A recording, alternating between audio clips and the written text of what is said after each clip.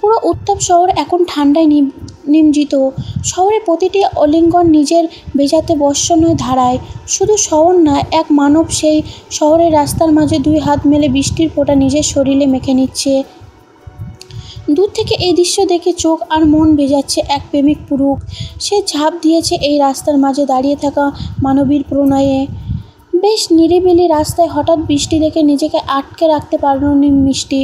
রাস্তার মানুষজনও নেই বললে চলে। ভাবলো মনের সুখে আজ ভেজে যাবে। যেই ভাবনা সেই কাজ।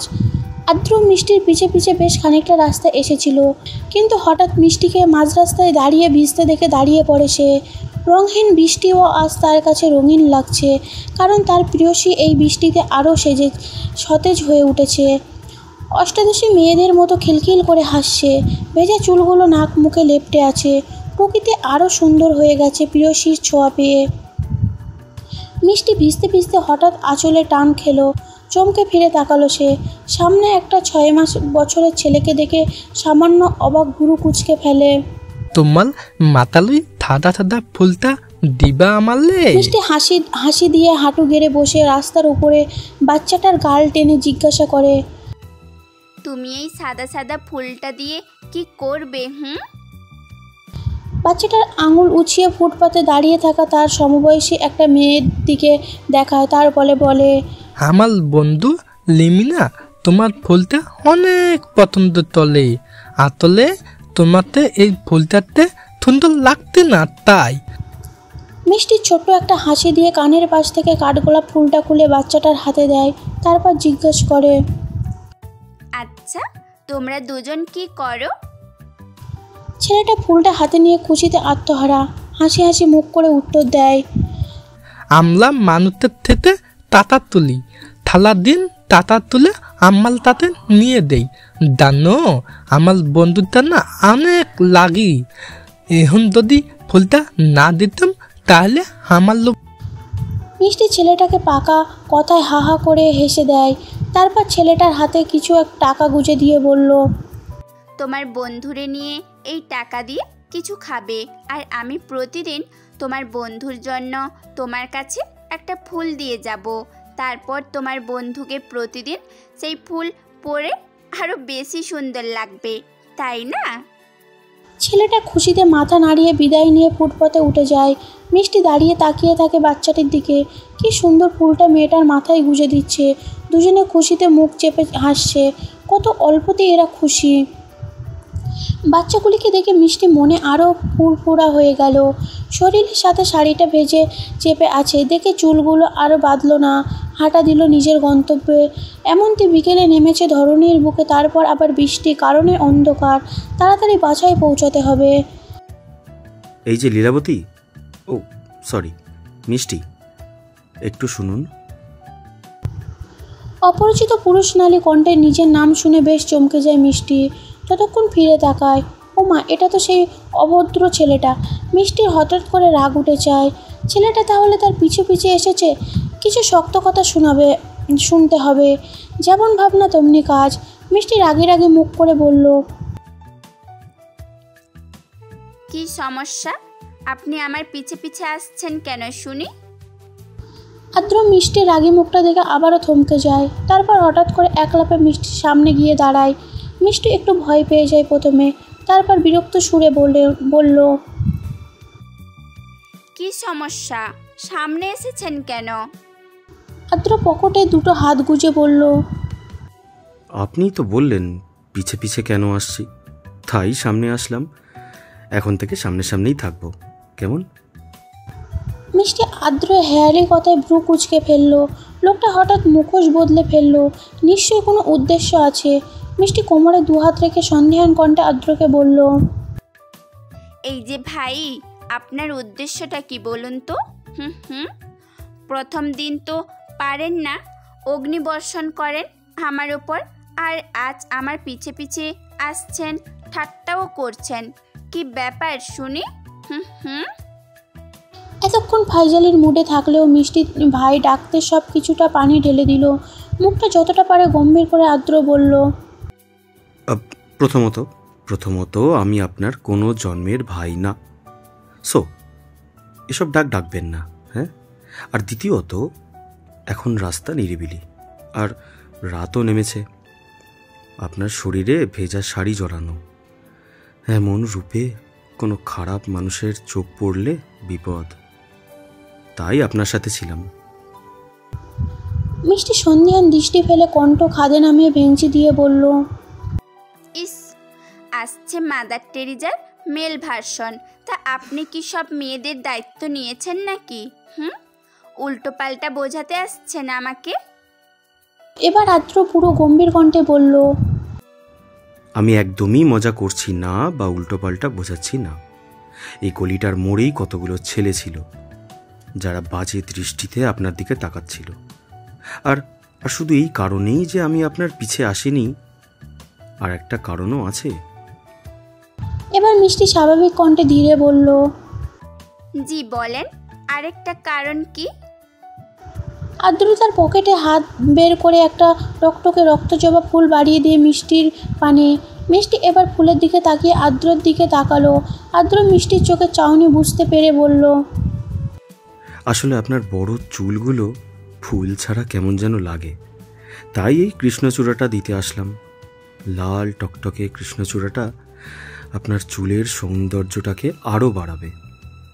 আপনি কি নেবেন ফুলটা?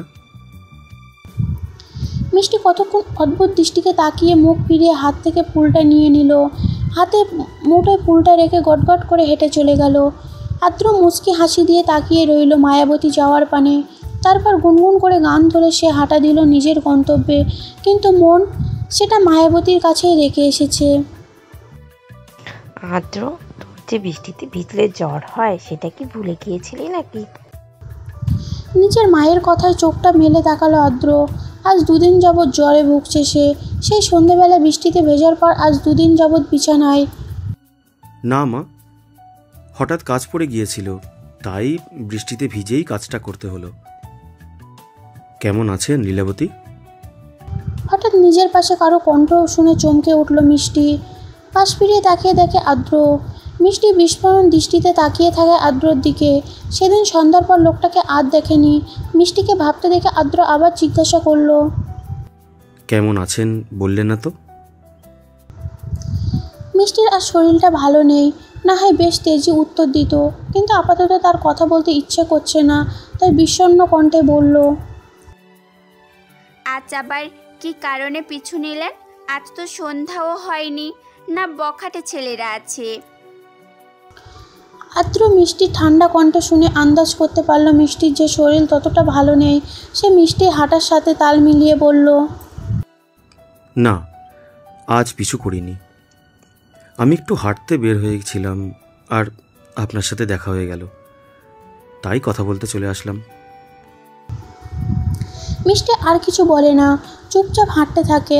আদ্র ও মিষ্টিকে বিরক্ত না করে মিষ্টির পাশাপাশি হাঁটে। মিষ্টি কিছু বলে না, থাকুক লোকটা, তার নিশ্চুপ উপস্থিতি ততটা খারাপ লাগে না। মিষ্টি হঠাৎ হাঁটা থামিয়ে দেয়। মিষ্টিকে থামতে দেখে আদ্রও থেমে যায়। দেখে মিষ্টি হাতের ইশারায় কাকে যেন ডাকছে। আদ্র তাকিয়ে দেখে একটা পিচ্চি ছেলে মিষ্টির দিকে এগিয়ে আসছে। মিষ্টি পিচ্চিটাকে এগিয়ে আসতে দেখে নিজেও 2 কদম এগিয়ে যায়। তারপর ব্যাগ থেকে একটা কাঠগোলাপ বের করে ছেলেটার হাতে দেয়। তারপর ছেলেটার গাল টেনে বলল, কি রে সুখদাতা, তোর রিমি এখন পাত্তা দেয় তো তোকে? ছেলেটা মুখে হাত দিয়ে হেসে বলল।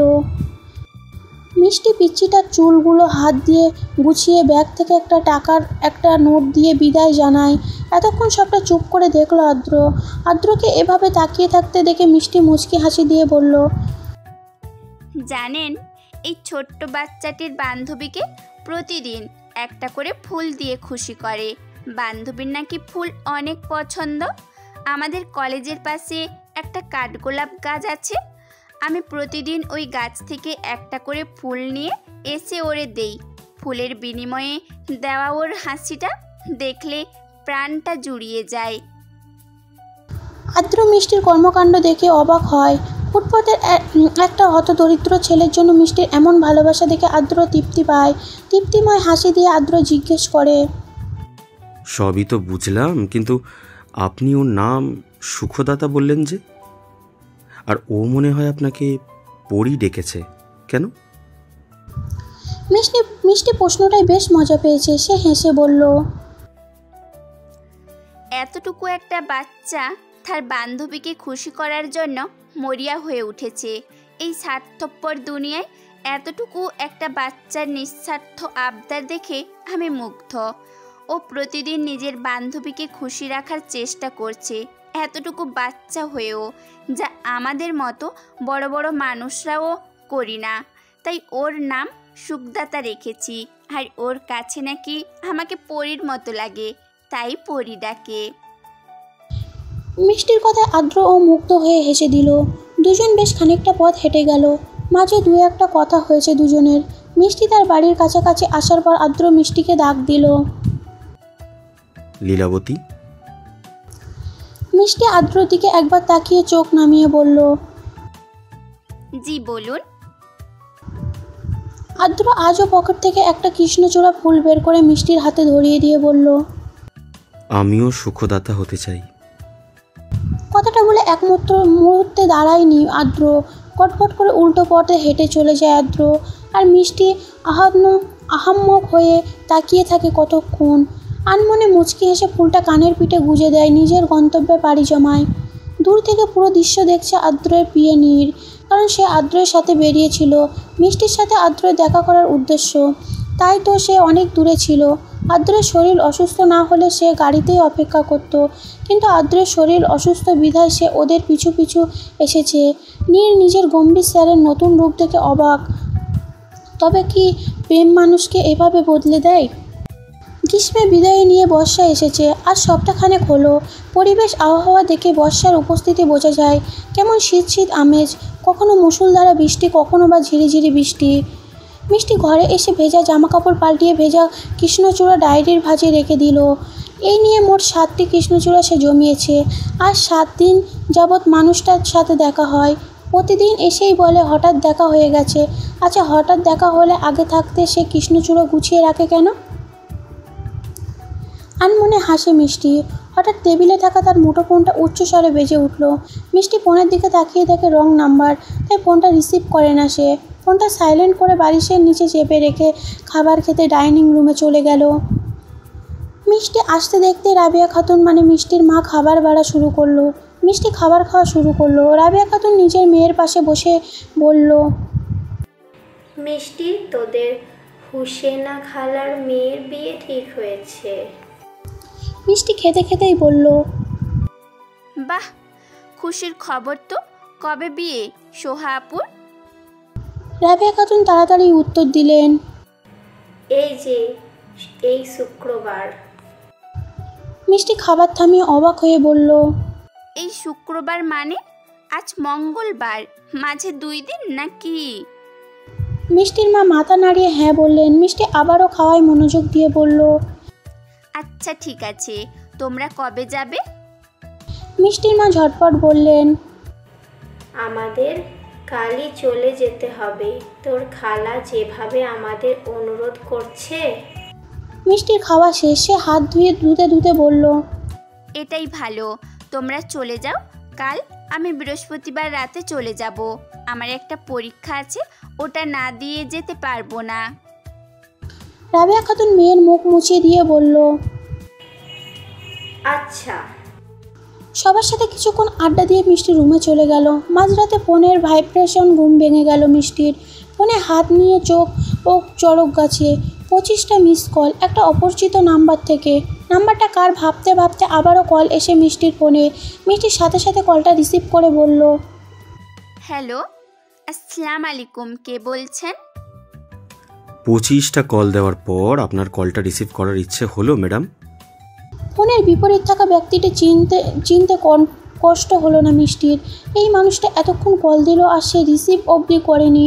নিজের মাথায় নিজেই চড় লাগালো। তারপর তড়িঘড়ি করে বলল, সরি, আমি আসলে বুঝতে পারিনি আপনি কল করেছেন। ফোনের বিপরীত থাকা মানুষটা বেশ গম্ভীর কণ্ঠে বলল, আপনি এক্ষুনি আপনার বাসার নিচে আসুন, খুব দ্রুত।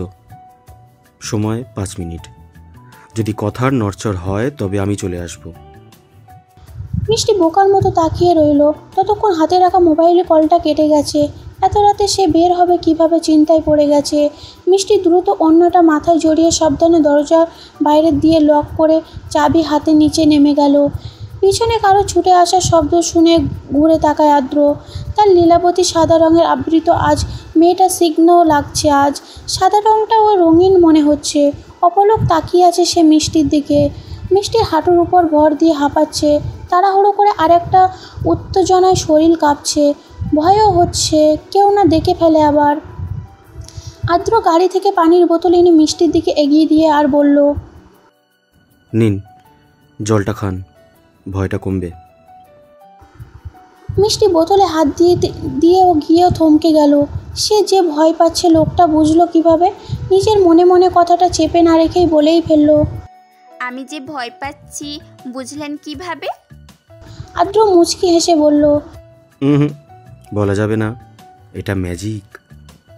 মিষ্টির জিনিসটার প্রতি কৌতূহল আরও বেড়ে গেল যে সে একবার বেশ উৎসাহ নিয়ে বলল, প্লিজ প্লিজ প্লিজ বলেন না কিভাবে বুঝলেন? আদ্র নিজের ডান হাত দিয়ে চুলগুলো ঠিক করে বলল, আপনি যে এতটা বোকা তা আমি বুঝিনি লীলাবতী। এত রাতে যে কোনো মেয়েই নিজের বাড়ির সামনে একটা ছেলের সাথে কথা বলতে চাইবে না। তাদের মনে ধরা খাওয়ার একটা ভয় তো থাকবেই। মিষ্টি নিজের বোকামি নিজেই লজ্জা পেল। আদ্র মিষ্টির অবস্থা বুঝে হেসে দিল। তারপরে বলল, চলুন একটু সামনের দিকে হেঁটে যাই। এখানে আপনাদের কেউ আমাদের দেখে ফেললে সমস্যা হতে পারে। মিষ্টি এবার হুঁশ ফিরে আসলো। সে যে লুকিয়ে দেখা করতে এসেছে সেটা বেমালুম ভুলে গিয়ে কি সুন্দর আড্ডা দিচ্ছে। মিষ্টি এবার তাড়াতাড়ি করে বলল। আদ্র ভুরু কুঁচকে বলল, হ্যাঁ হ্যাঁ, ভালো কথা মনে করেছেন। বলেন কি কারণে এত রাতে এসেছেন, আমাকে ডেকেছেন? তাড়াতাড়ি বলেন, আমি বাসায় যাব। বি কুল লীলাবতী, আপনার সাথে আমার একটু দরকার ছিল। চলুন সামনে যাব, তারপর বলবো।